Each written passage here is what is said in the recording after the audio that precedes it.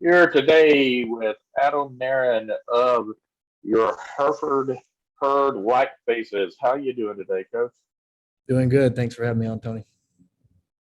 All right. Well, this past weekend, your kids went out and qualified for 7-on-7 state. I'm getting a little picture up here for the first time in school history. So talk a little bit about these kids, how they performed out there at Dumas, and what you think 7-on-7 contributes to you for when you put on pads in the fall. Yeah, we had a good performance this weekend in Dumas. We actually started out slow and lost our first game. We took a lot of kids that hadn't played before. Our guys aren't used to playing in state qualifying tournaments. We've only been playing a little bit during the month of May with a lot of our kids over in baseball. So we got a lot of kids rotated in and a lot of experience. And I think after that first game, our kids were a little disappointed themselves that they didn't keep a close eye on the scoreboard. They got confused on who was winning and what down it was. So we had some mental errors, and they overcame that, and they played well the next couple games, and then finished strong in the championship game. So it means a lot to our kids to get to go to College Station. They didn't even know this was a thing until recently. So they're all very excited to get to make the trip down there and go see something different. That's an 8-hour drive for us to get down to College Station, and most of these kids have never been to that part of Texas. So it's going to be an interesting trip for those guys to get to go down and see something like that. But it's also going to be a good kickstart for our program for the fall.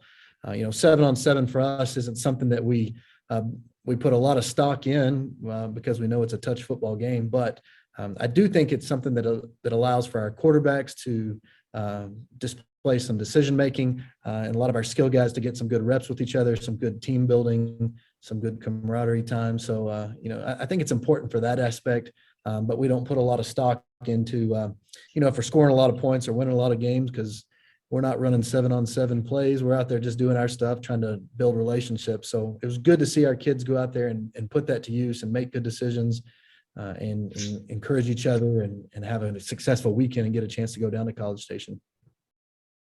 Now you spoke about building camaraderie. You graduated a lot of kids this past year. So let's talk about the fall. Who do you have coming back, and what do you think you're going to look like on the field this fall?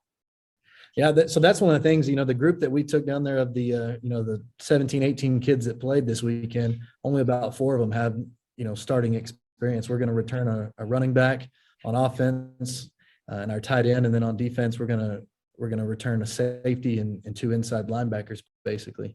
So we're losing a lot of key pieces, but we have a lot of talented young guys coming up. So it's a good chance for these guys to be able to get to display some of their athleticism, what they can do, especially being a 4A program and us not being able to put the pads on and do spring ball like you might have at 5A and 6A.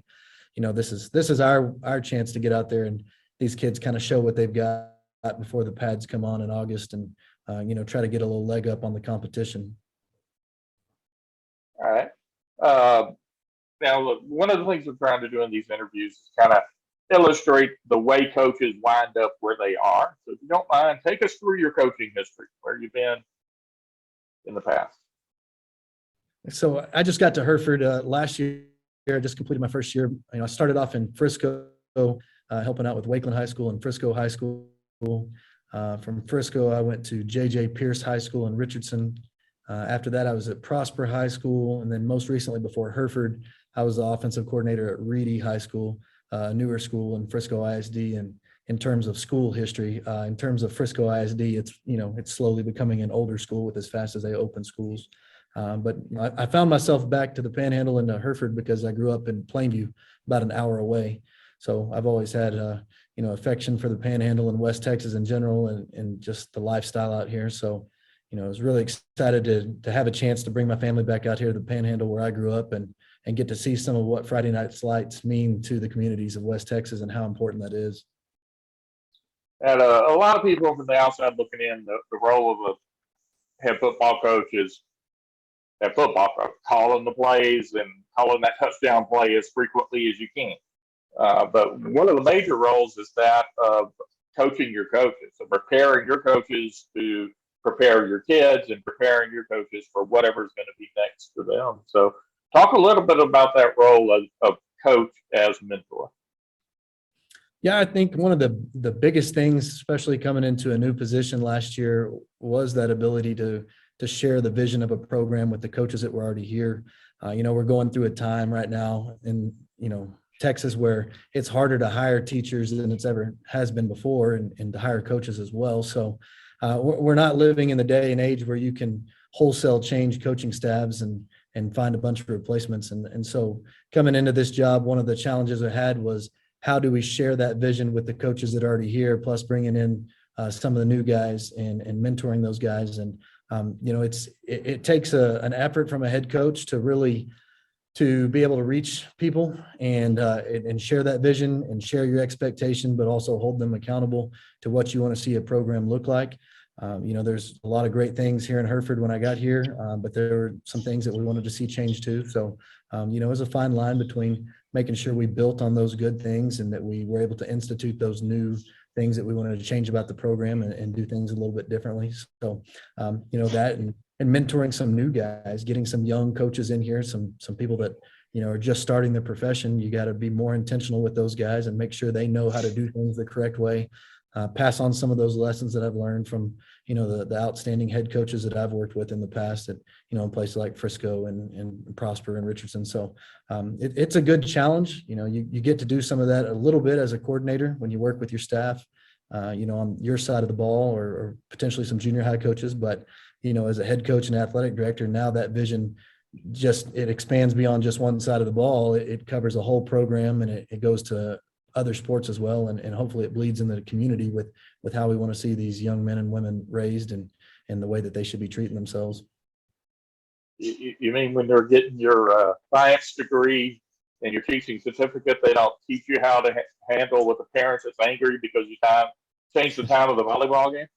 Yeah, they don't provide a lot of training for that. So again, and it's tough to keep coaches and teachers right now, in this day and age, and the abuse that they take from the fans and the pay and things like that. It's tough to keep this profession growing. And I think Texas high school coaches across the state are really fighting hard to make conditions better for the coaches and teachers and try to keep our profession growing and sustained.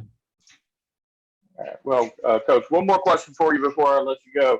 Can you tell me one thing about Adam Naron that most people don't know? In college, I used to work at the Stars and Stripes drive-in movie theater, and it was my job to take tickets and change out the marquee sign at night.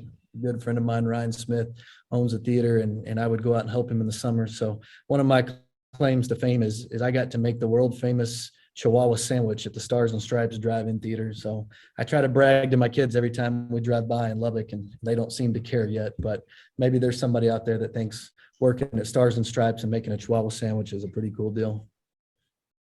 All right, Coach. Well, best of luck as you move forward into the fall season, and good luck at 707 State. Thanks, Tony. Appreciate it.